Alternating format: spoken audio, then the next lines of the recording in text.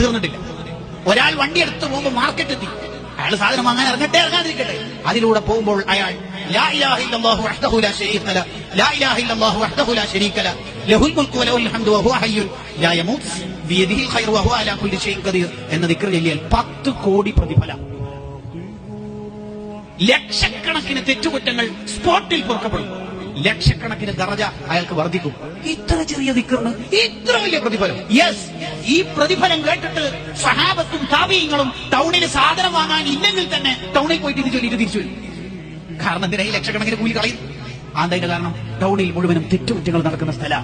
ആ സ്ഥലത്തൂടെ പോകുമ്പോൾ നീ അള്ളാനെ ഓർമ്മിച്ചാൽ, അവിടെ ആരും അള്ളാനെ ഓർമ്മിക്കാത്തോണ്ട പച്ച കളവറിട്ട് പറ്റിച്ചിട്ടും പാവങ്ങളെ പറ്റിച്ചിട്ടൊക്കെ ഇങ്ങനെ ഫ്രൂട്ട്സും പച്ചക്കറിയും അല്ലെങ്കിൽ ജസ്റ്റ് ലോഡ് കോഴി എടുക്കാൻ വേണ്ടിയിട്ട് കല്യാണം വീട്ടുന്ന വണ്ടി വന്നപ്പോൾ, വണ്ടി വരുന്നത് അവിടുന്ന് വിടുമ്പോ അറിയിക്കണേ എന്ന് പറഞ്ഞപ്പോൾ കോഴിക്കടക്കാരൻ കാമണിക്കൂർ മുമ്പ് അറിയിക്കണേ എന്ന് പറഞ്ഞപ്പോൾ എല്ലാ കോഴിക്കും നല്ലോണം വെള്ളം കൊടുത്തു. എന്തിന്? തൂക്കൊന്ന് കൂടിക്കിട്ടട്ടെ.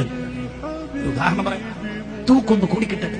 അങ്ങനെ അള്ളാനെ ഓർമ്മിക്കാതെ പല മോഡലിലും പറ്റിച്ച് നടക്കുമ്പോൾ നീ അള്ളാനെ ഓർമ്മിച്ചല്ലോ, അപ്പൊ നിനക്ക് ചില്ലറ കൂലി തന്നാ പോരാ, ലക്ഷക്കണക്കിന് കൂലി കിട്ടും.